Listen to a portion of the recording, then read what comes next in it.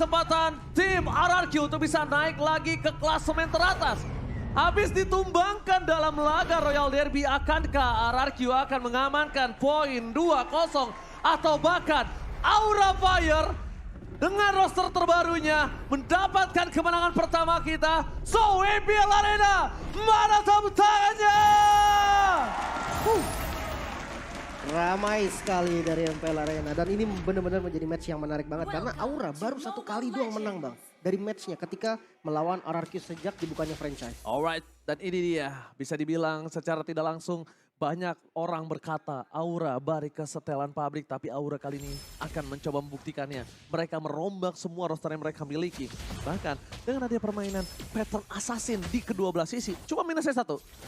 Benedetta bisa ke arah tank. Iya, itemnya. mungkin ke arah semi nanti bang. Hybrid Jadi ya? ada hybrid defense, ada juga mungkin satu kayak sosok Hunter Strike ataupun Malefic Roar nantinya untuk sokong damage juga.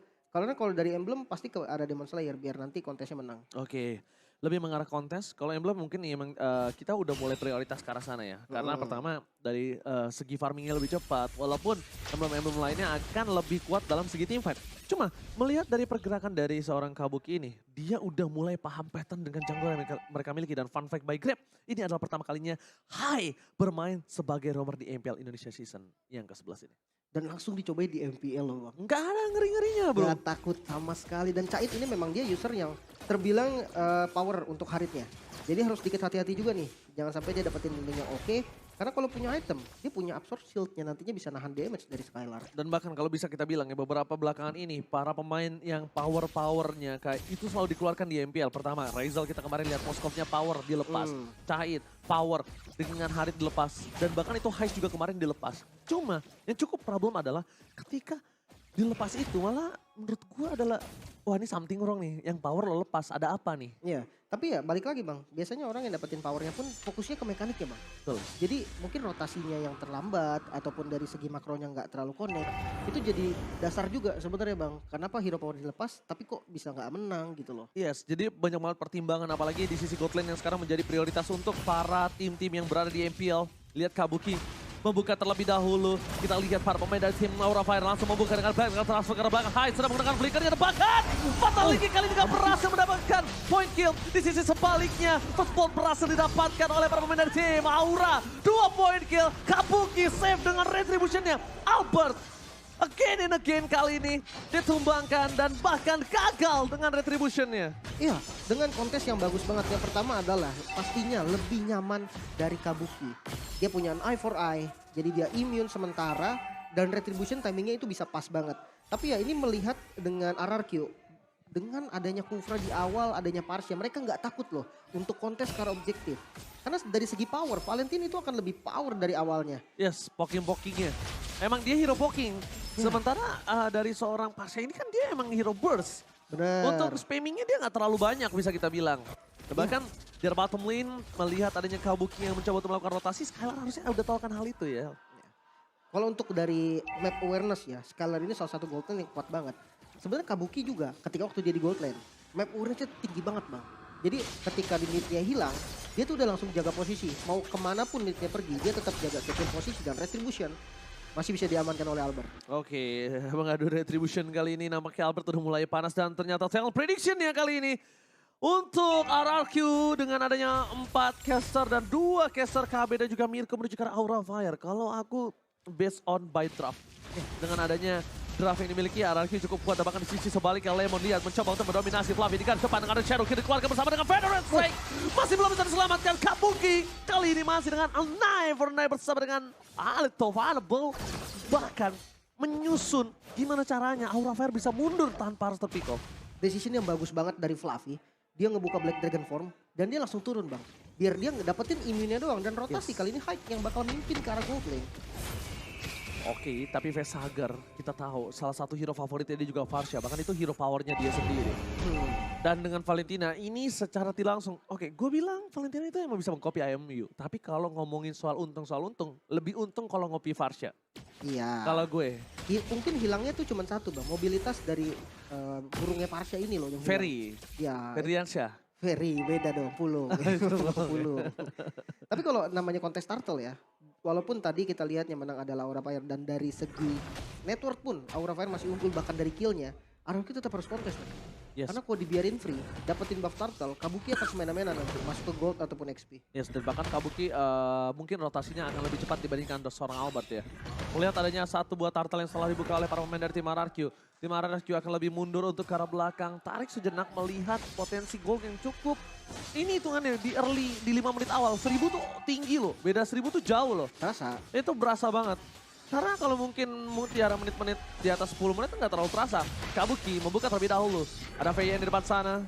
Hai memberikan sedikit informasi, menjaga Turtle dengan sangat aman karena kalau ada yang mendekat akan ada fatal Albert. ditembakkan. Retribution from Kabuki tetap berhasil mendapatkan satu buah Turtle dengan cukup mahal. Lemon. Dua Turtle diamankan, Lemon di arah belakang mendapatkan seorang Hai, mencoba untuk menyelesaikan tugasnya, tapi VYN nggak bisa membuat kabur. seorang ditembakkan, dibawa kabur dan Lemon ter-take down. Lihat, Lemon masuk perangkap dari tim Aura Fire. Wow, sang api. Retribution dari Kabuki. Kita tahu Albert. Kita semua mengakui Albert dengan retributionnya. Ternyata dia nggak bisa dapetin 2 kali turtle. Ini menjadi keuntungan yang bahaya sebenarnya. Tapi ternyata langsung dibalikan kembali karena Nazu Blazing duet dari belakang dan bahkan shadow kill. Setidaknya at least mendapatkan satu buah point kill yang dimiliki dari tim RRQ. Pecah telur di menit yang ke-6. Untuk RRQ itu adalah waktu yang lama. Ya, 6 menit baru dapetin 1 kill. Hai. Lemon masih mau lebih. Satu buah point kill kembali Rainbow.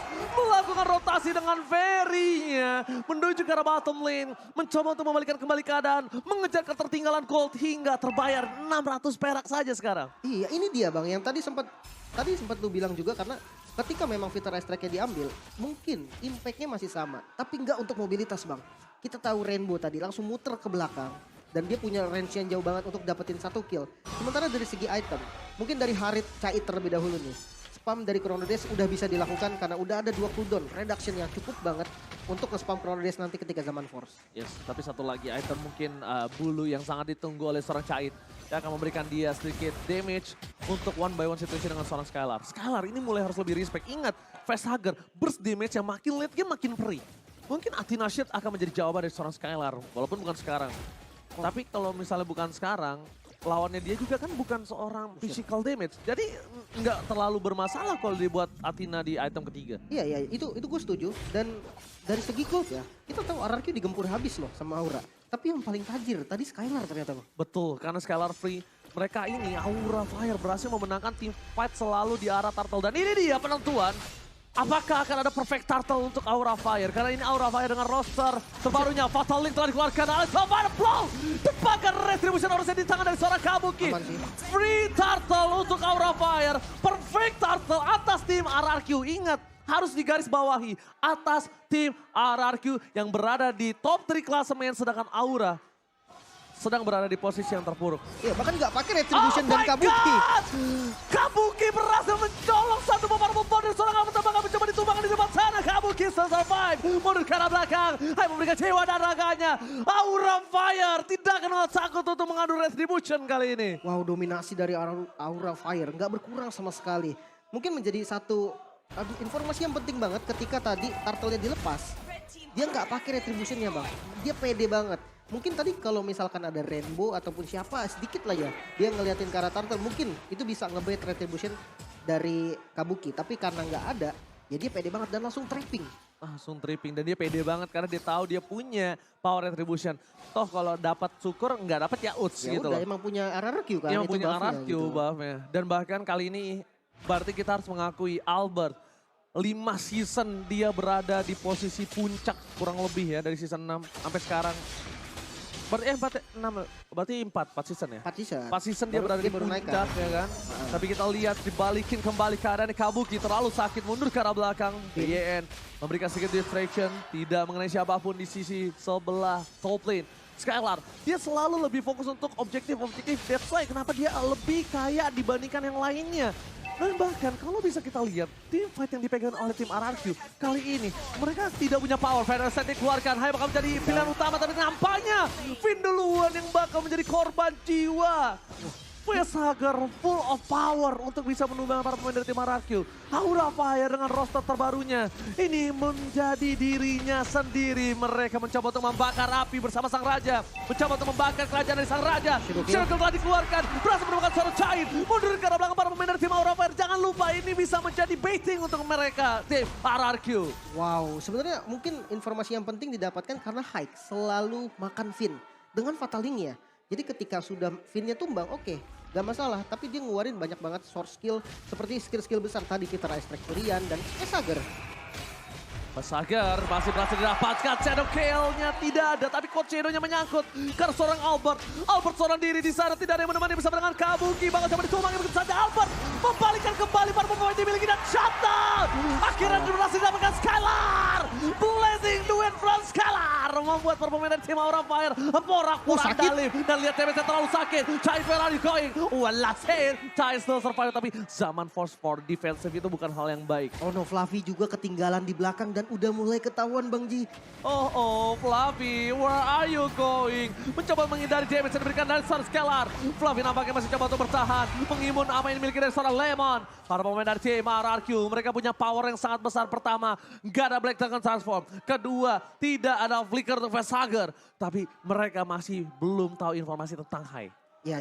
Paling enggak untuk Haiknya masih, harusnya dia mikirnya akan ada Bang. Kalau informasi yang masih belum jelas, biasanya rata-rata pro player itu akan membulatkan jadi ada. Betul, gue setuju. Itu rata-rata pro player dan turtle dari Lordnya ini bakal enak banget sebenarnya setup sama RRQ. Tapi hati-hati karena Kabuki itu untuk nge-steal ya nantinya. Dia punya an eye for eye yang enak banget, jadi dia lebih nyaman Bang. Retry-nya tuh lebih tenang. Contohnya kayak Lancelot Tonros kalau dulu. Ah. Lancelot Tonros. Nah, kalau misalnya dia mau seperti itu, win condition yang dia miliki satu, Lim. Gimana caranya Skylar ini melakukan team fight backline-nya? Jadi bermain flanking. Oke, kita anggap Lord di tangan dari Aura. Ya. Tapi kalau Aura tumbang 4, tumbang 5, tumbang 3 pun, aja sih. itu tetap cuan untuk RRQ. Ya dan sekarang bahkan setupnya rapi banget Bang. RRQ dapetin free Lord, nggak bisa untuk nge-steal pun bahkan ke depan aja nggak bisa. Oh, Hai terlalu dalam nampaknya kali ini. Mencoba untuk memaksakan di depan sana. Skylar memberikan sedikit pressure dan diberikan high. Damage-nya Flicker telah dikeluarkan. Informasi didapatkan para pemain dari tim RRQ. Kali ini informasi yang valid dan bulat. No Flicker untuk high. Wah ini defense-nya bakal susah lagi nih. Apalagi ini kan Parsianya walaupun bisa dicuri ya. Mungkin Fitter Strike bisa diambil memang. Tapi sayangnya Rainbow ini yang punya Fitter Strike asli bisa juga nih membombardir bagian belakangnya. Seperti Cait, seperti Facehugger, tipe-tipe yang gak terlalu keras itu bahaya sih. Alright. Yang tidak terlalu keras, bahkan yang keras saja lebih berbahaya. Lihat high. Cet. Itu sangat sakit tapi Buset. mencoba di-poking begitu saja. Skylar tak kenal takut. Tapi ingat Skylar damage dari Facehugger yang mulai harus diperhatikan sih. Damage, gua kalau melihat Skylar ini bukan Cait lawannya, Facehugger. Iya bisa burst ya. Bisa burst dan bahkan dia bisa dibikin linglung cloud di depan sana. Ada Kabuki, Knife for Night telah dikeluarkan para pemain dari tim RRQ. Memasang menuju ke arah top lane dan mid lane-nya. Pemecahkan pasif yang dimiliki oleh tim Aura Fire di base turret mereka. Mengejutkan sekali 2.300 gold malah dipimpin dari tim RRQ. Mereka membalikan kembali keadaannya, mendorong wave-nya dengan masih ada satu buah minion. Super di arah tengah dan di arah top lane. No base turret pasif. Di bottom lane. Pasif dikeluarkan oleh seorang Rainbow. Fire Six ternyata satu salingnya gagal. Dibalikan kembali keadaannya. Skylar trigger disiplin dari segi blazing duet yang belum ada. Dan diving ke dalam blazing duet from Skylar. Berhasil memporak-porandakan para pemain dari tim Aura Fire. Cair, shadow kill. Bahkan Aura Fire gila 3 pemainnya. Ini pencara untuk tim Aura Fire. Wah Vayne sang kapten dari sang raja bisa dapetin 3 pemain langsung dan Hai kali ini bakal dikejar juga. Mau dipaksa sepertinya Bang. Oke, tapi Kabuki, kamu terlalu dalam. Dan bahkan terperangkap di depan sana. Masih coba untuk selamat. Kabuki still survive. Oh my god, leave. Defense yang bagus sebenarnya sih. Walaupun kehilangan 2 base turret ya. Jujur, dengan timing yang bagus tadi dari Finn, itu bisa di-end loh sama RRQ. Kalau memang tadi dia escape-nya nggak bagus. Sementara untuk counter initiate-nya sendiri, Aura Fire bermodalkan Kabuki, menurut gue itu udah satu hal yang paling penting. Di timing yang pas lihat, Iron Rage kena ke arah 3, follow up-nya Blazing Duet. Kalau mereka seandainya jalannya satu arah Bang, ke arah base bareng-bareng, itu rata Bang. Rata itu. Karena kena damage Blazing Duetnya barengan. Tapi sayang Blazing Duetnya di kanan. Iya, mereka mencar. Jadi damage-nya nggak terlalu kena semua dan ada beberapa yang selamat. Alhasil masih bisa defense. Tapi dengan adanya lot yang pertama aja menurut aku pribadi ya, dengan adanya 2 base turret yang pecah itu udah cuan banget sih. Itu udah Ya. paling mahal. Karena mereka masih ada pasif. Mereka lotnya masih lembek, masih lembut. Tapi lihat bakal coba dipaksa di depan sana. Skylar mundur ke arah belakang, gocek. coba dipaksa. Masih dikocok begitu saja. One last hit.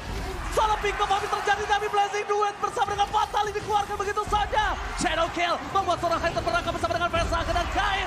One last man dari top lane harus hilang. Ini bencana untuk tim Aura Fire. Ganking gaming yang mencoba mereka lakukan. Tapi nampaknya belum berhasil. Skylar sebagai seorang baiting malah melakukan jebating terhadap para pemain tim Aura Fire. Kabuki, one man show. Fair to everybody. Immortality pecah. Peter Bowen sangat bebas dan Aura Fire tetap ditekuk. Kemenangan untuk sang raja di game yang pertama. Wow, sang raja dari segala raja bisa mendapatkan 1 poin kemenangan yang manis banget. Karena apa? Karena di awalnya mereka di-press bang. Di-press habis. Tapi masih bisa farming dari Skylar, dari Albertnya masih bisa dapetin patternnya. Dan mungkin dari Rainbow ya. Kita mungkin nggak sering melihat tadi Rainbow-nya jarang kesorot. Tapi dia ngekontrol rotasi bang. Iya, Pakai betul. wings by wings dia jalan, ngasih presence-nya ke arah XP lane, ke arah gold lane. Dan itu yang bikin mungkin Cait terpressure banget bang. Gak nyaman banget tadi Cait main. Jujur ya, Cait bukan hanya gak nyaman. Cait itu gak dikasih bermain, kalau lebih tepatnya. Gak dikasih kesempatan sama sekali untuk bisa melakukan bahkan farming sedikit pun. Dan ini agak cukup aneh untuk Fluffy. Fluffy adalah salah satu player yang jarang offside. Fluffy salah satu player yang flanking tapi on point. Flanking yang tadi dia push terhadap turret. Mereka mainkan bagus banget. Di awal ya. High covernya sangat baik tapi sebentar lagi Lip. Kita pengen lihat Profesor KB akan